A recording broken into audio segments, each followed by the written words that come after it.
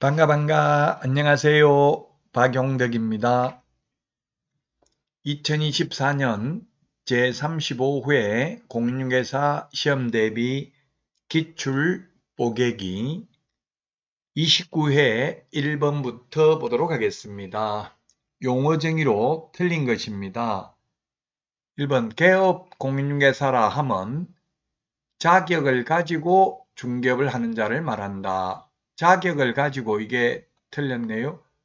소위 부칙개공 법 7638호 부칙 제6조 2항의 규정에 의해서 등록을 한 것으로 보는 자의 경우에는 자격증 없죠. 그래서 개업공개사는 세 가지 종류가 있습니다. 공인중개사인 개업공개사 법 7638호 부칙 제6조 2항의 규정에 의해서 등록을 한 것으로 보는 자, 그 다음에 법인인 개업공개사 세 가지 종류가 있죠. 그래서 개업공개사의 용어 정의는 이 법에 의해서 중개사무소 개설 등록을 한 자를 말합니다. 1번 틀렸습니다. 2번은 중개업이라 하면 중개업은 세 가지가 필요 충분 조건이죠. 다른 사람의 의뢰에 의하여 일정한 보수를 받고 중개를 업으로 하는 것이 중개업입니다. 세 가지가 필요 충분 조건입니다. 3번 소속 공인중개사라 함은 개업공개사에 소속된 공인중개사, 법인의 사원 또는 임원으로서 공인중개사인 자를 포함한다로서 중개 업무를 수행하거나 개업공개사의 중개 업무를 보조하는 자를 소속 공인중개사라고 합니다. 이거 포함한다는 걸 주의해야 되겠죠. 법인의 임원 또는 사원으로서 공인중개사인 자를 제외하는 게 아니라 포함합니다. 즉 상무이사든 전무이사든 자격증이 있으면 소속 공인중개사고 자격증 없이 근무하면 중개보조원입니다. 굳이 분류를 하자면. 4번 공인중개사라 하면 공인중개사 자격을 취득한 자를 말하고요. 이 법에 의해서 물론 취득해야 되죠. 외국에서 공인중개사 자격을 취득해도 공인중개사 아닙니다. 5번 중개라 하면 중개 대상물에 대하여 거래 당사자 간의 매매, 교환, 임대차, 그 밖의 권리의 득실 병행하는 행위를 알선하는 것을 중개라 합니다.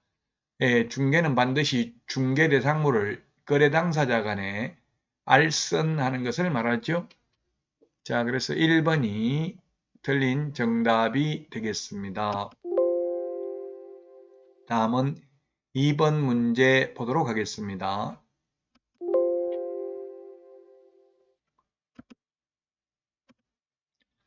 자, 2번 중개 대상물에 해당하는 것을 모두 고른 것이네요. 중개 대상물에 해당되는 것. 기역 특정 동호수에 대하여 수분양자가 선정된 장차 건축될 아파트 미래의 건축물 중개 대상물입니다. 그 다음에 명인망법을 갖춘 수목의 집단 행정심판 결정으로서 중개상물에 해당이 되고요. 그 다음에 소위 이동식 세차장 구조물은 중개상물 아니라는 게 판례입니다.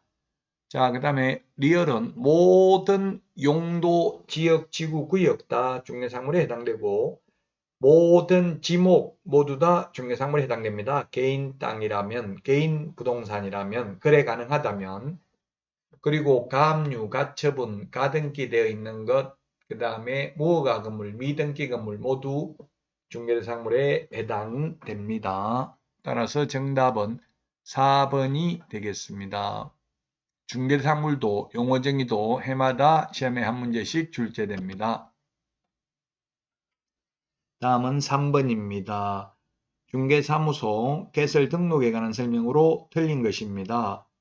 1번 법인은 주된 중개사무소를 두리는 지역을 관할하는 등록관청에 중개사무소 개설 등록을 해야 된다. 본사, 주된 사무소 맞습니다. 2번에 대표자가 공인중개사가 아닌 법인은 등록 신청할 수 없습니다. 물론 특수법인은 제외하는데 지금 여기 문제는 특수법인은 다른 법률의 규정에 의해서 중개업을 할 수 있는 특수법인은 고려하지 않았으니까 2번도 옳은 내용이고요. 3번 법인의 임원 중 공인중개사가 아닌 자도 책임자가 될 수 있다 했는데 될 수 없습니다. 책임자는 공인중개사이어야 합니다. 다만 다른 법률의 규정에 의해서 중개업을 영위할 수 있는 이른바 특수법인은 책임자가 공인중개사 아니라도 됩니다. 4번 소속 공인중개사는 중개사무소 개설 등록을 신청할 수 없다. 예, 그렇습니다. 소속 공인중개사는 나무 밑에 취직되어 있는 사람이 개업을 하면 상도위에 어긋나는 거죠. 개업하려면 그만두고 개업을 해야 되고 그만두면 이미 소속 공인중개사가 아닙니다. 5번에 등록관청은 개설 등록을 하고 등록 신청을 받은 날부터 7일 이내에 등록 신청인에게 서면으로 통지를 해야 된다. 맞습니다. 7일 이내에 등록 처분 통지입니다. 매수 신청드린 등록은 14일 이내에 해주죠. 자, 그래서 3번이 정답이 되겠습니다. 다음은 4번 문제 보도록 하겠습니다. 4번 개설 등록 결격 사유에 해당하는 자를 모두 고르는 것은 결격 사유도 해마다 시험에 출제되죠. 피특정 후견인 피특정 후견인은 결격 사유에 해당되지 않습니다. 피승년 후견인, 피한정 후견인은 결격 사유입니다.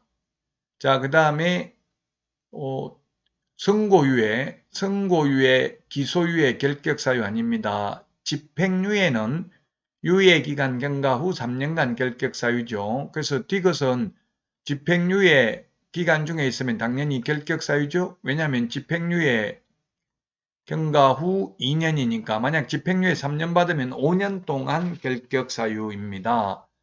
자, 그 다음에 리얼 자격증 대여하여 자격이 취소된 후 3년이 경과되지 아니한 자는 다시 등록할 수 없습니다. 결격 사유에 해당됩니다. 자, 그래서 결격 사유란 개업하거나 취직할 수 없는 결격 사유를 말하는 거죠.